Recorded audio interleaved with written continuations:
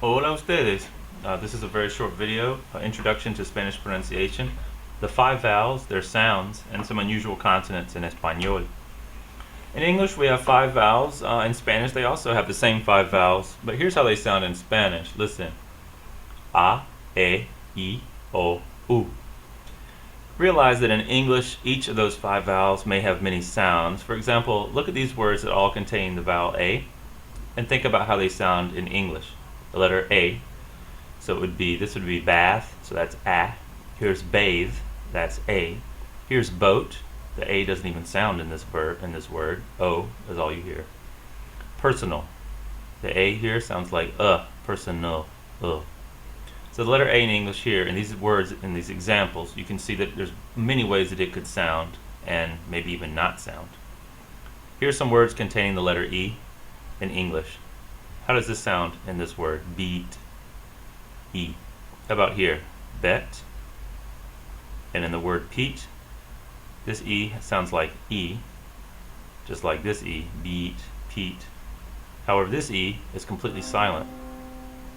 The letter I in English in these words, pit, sounds like I. In the word pine, it sounds like I. And in the word pizza, it sounds like E, P, pizza. In Spanish, it's so much easier to understand. It's very consistent. For example, let's read these words with the letter A as they would sound in Spanish. Remember, A is always pronounced A. Bath, bathe, boat, personal. Let's find the letter A in this word. Beat. And down here we would have pizza. So again, the letter A in Spanish is always pronounced A, no matter where it is in any word. Letter E in Spanish sounds like A. So let's read the words that have the letter A in them as they would sound in Spanish. This would be bate, personal, beat, be, pete, pine. Here's the letter I pronounced E. So here we have Pete, Pine, Pizza. Okay, let's practice a few words here with their vowels in Spanish. Again, A, E, I, O, U. Inteligente. Notice how consistent the E sounds like E. Inteligente. Te-gente. Carolina, South Carolina, Carolina,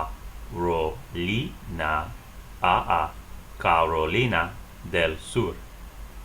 Let's look at some of the unusual consonants in Spanish, unusual for people who speak English.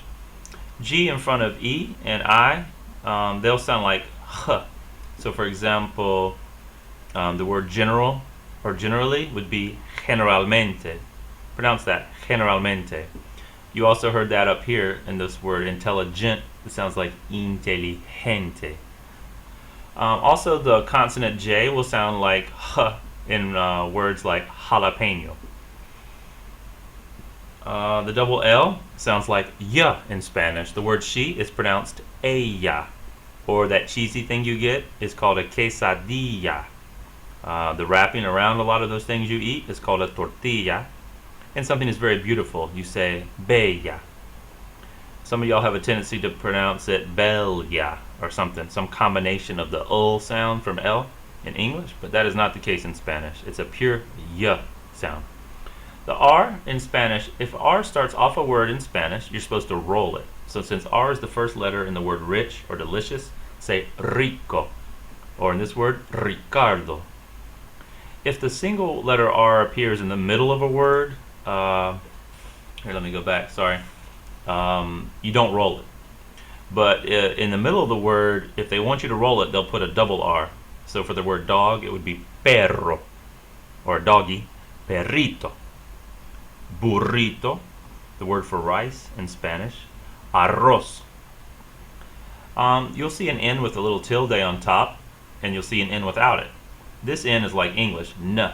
This one is different. It's ña. So this is the word for a little girl, niña. So it's pronounced almost like a Y is coming after the consonant N. So niña. This is not a pina colada.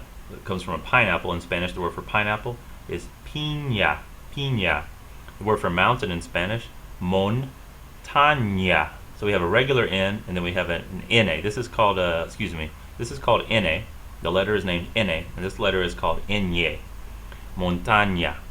The state of Montana in the United States is named after this Spanish word for mountain because there's a lot of the Rocky Mountains are in Montana.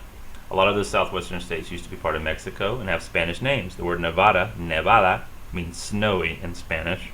The word Colorado is a Spanish word meaning colored, referring to the colors of those mountains, the Rocky Mountains. So Colorado, Nevada, Montaña, Montana. Arizona just means arid zone in Spanish. That's where the desert is, Arizona. Muy bien. That's all for this lesson. I'll have some other video on stress and syllabification to help you continue with this.